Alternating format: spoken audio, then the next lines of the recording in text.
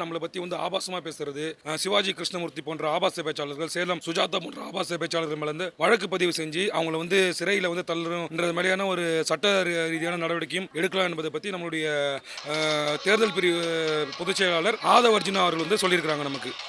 வணக்கம்ண்ணா. சார்பாக IT wing meeting நடந்திருக்கு. என்ன மாதிரி அறிவுரைகள்லாம் கொடுக்கப்பட்டுச்சு உங்களுக்கு? இல்லை, இந்த மீட்டிங்கில் பார்த்தீங்க சொன்னீங்கன்னா ஐடி விங்கில் வந்து என்ன மாதிரியான செயல்பாடுகள்லாம் வந்து பண்ண போகிறோம். நம்ம ஐடி விங்கில் வந்து பார்த்திங்கன்னா இப்போ ஒவ்வொரு ஊர்லேயும் இருக்கக்கூடிய அந்த பிரச்சனைகள் பொதுவாக வந்து நம்ம வந்து ஒட்டுமொத்தமாக அந்த மாநில லெவலில் டிஎம்கே மட்டும் அட்டாக் பண்ணாமல் உள்ளூரில் இருக்கக்கூடிய பிரச்சனைகள், ஃபார் எக்ஸாம்பிள் வந்து அந்த ஊரில் வந்து கழிவறைகள் சரியாக இல்லாமல் இருக்கலாம், சாலை வசதிகள் இல்லாமல் இருக்கலாம், மின்சார பிரச்சனைகள் இருக்கலாம், அல்லது வந்து பார்த்திங்க சொன்னால் சொத்து வரி விஷயங்களாக இருக்கலாம். இந்த மாதிரி உள்ளூர் பிரச்சனைகளை வந்து எப்படி நம்ம வந்து எடுத்து பேச போகிறோம், அங்கே இருக்கக்கூடிய பிரச்சனைகளை மக்களுக்கு வந்து எந்த அளவுக்கு நம்ம ஒத்துழைப்பாக இருந்து செய்ய போகிறோம், இதை வந்து மக்கள்கிட்ட வந்து ஒரு பிரச்சாரமாக கொண்டு போயிட்டு பண்ணுறதுக்காக ஒரு அறிவுரை ஆலோசனை வந்து கொடுத்துருக்குறாங்க நமக்கு. ஓகே, இப்போ நிறைய சோசியல் மீடியாக்களில் தாவேக்கு எதிரான நெகட்டிவ் கமெண்ட்ஸ் தான் வந்துட்டு இருக்கு. கண்டிப்பாக இதுக்கப்புறம் எப்படி அதை டீல் பண்ண போகிறீங்க? அப்ரோச் எப்படி இருக்கும் உங்களோடது? இல்லை, இதுதான் பார்த்தீங்க சொன்னீங்கன்னா அவங்க வந்து தவறான தகவல்கள் வந்து பரப்பும்போது அந்த தவறான தகவல்களுக்கு சரியான முறையில் பதிலடி தருவதற்கு உண்டான ஒரு தளத்தை வந்து ஏற்படுத்துறதா நம்முடைய ஆதவ் அர்ஜுனா அவர்கள் வந்து சொல்லியிருக்கிறாங்க. அது மட்டும் இல்லாமல் நம்மளை பற்றி வந்து ஆபாசமாக பேசுறது, சிவாஜி கிருஷ்ணமூர்த்தி போன்ற ஆபாச பேச்சாளர்கள், சேலம் சுஜாதா போன்ற ஆபாச பேச்சாளர்கள் மேலே வழக்கு பதிவு செஞ்சு அவங்கள வந்து சிறையில் வந்து தள்ளணுன்ற மாதிரியான ஒரு சட்ட ரீதியான நடவடிக்கையும் எடுக்கலாம் என்பதை பற்றி நம்மளுடைய தேர்தல் பிரிவு பொதுச் செயலாளர் ஆதவ் அர்ஜுனா அவர்கள் வந்து சொல்லியிருக்கிறாங்க நமக்கு. வேலைகள் என்ன இதுக்கப்புறம்? இப்போ நாங்கள் வந்து பார்த்தீங்கன்னா நான் வந்து கள்ளக்குறிச்சி மேற்கு மாவட்டத்திலேருந்து வரேன். என்னோட நேம் வந்து ஷரூஃப். இப்போ பார்த்தீங்க சொன்னீங்கன்னா நம்ம வந்து இருக்கக்கூடிய அங்கங்கே இருக்கக்கூடிய அந்த வார்டில் இருக்கக்கூடிய மக்கள் இன்றைக்கி வந்து பார்த்திங்கன்னா அங்கே இருக்கக்கூடிய மக்களுடைய ஓட்டர்ஸ் லிஸ்ட் வந்து வந்துருச்சு நமக்கு.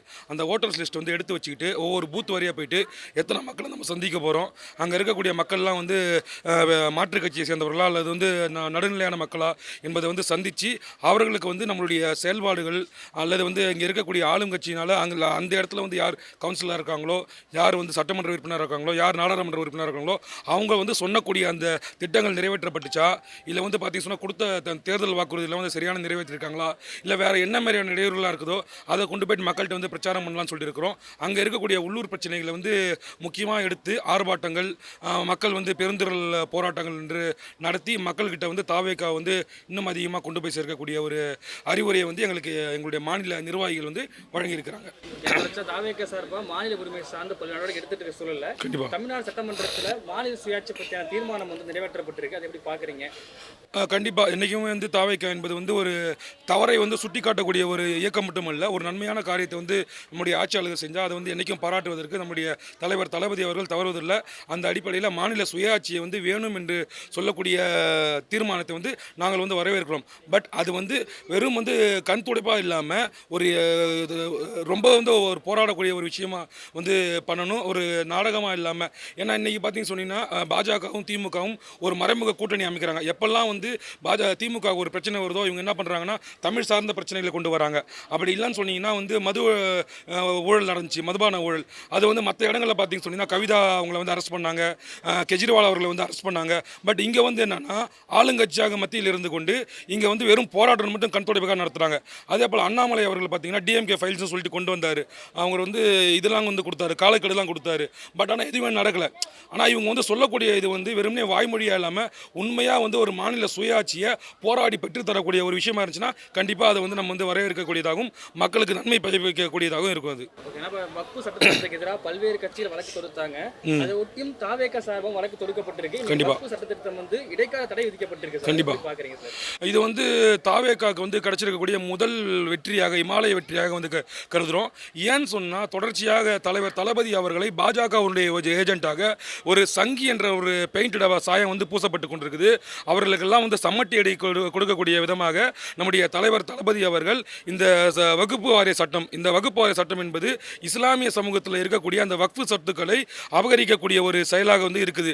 அது மட்டும் இல்லாமல் அந்த சொத்தில் வந்து யாரெல்லாம் நிர்வாகியாக இருக்கலாம்னா இஸ்லாம் அல்லாதவர்களும் நிர்வாகியாக கொண்டு வரக்கூடிய ஒரு நிலை இருக்குது.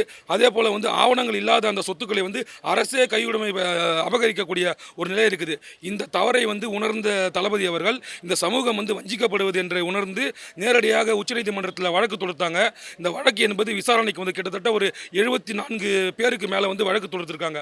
அதில் வந்து தாவேகா சார்பாகவும் வந்து வழக்கு தொடுத்து இன்னைக்கு அதுக்கு வந்து இடைக்கால தடை விதிச்சிருக்கிறது என்பது வந்து நமக்கு வந்து வரவேற்கக்கூடியதாக இருக்குது.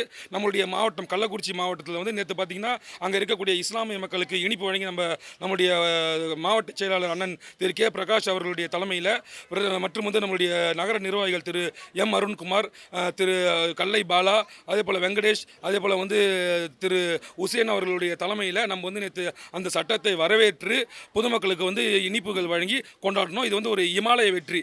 தாவைக்கா மீது பூசப்பட்டிருந்த அந்த சங்கி சாயம் என்பது ஒரு பொய்யானது என்று தலைவர் தளபதி அவர்கள் நிரூபித்து விட்டார்கள்.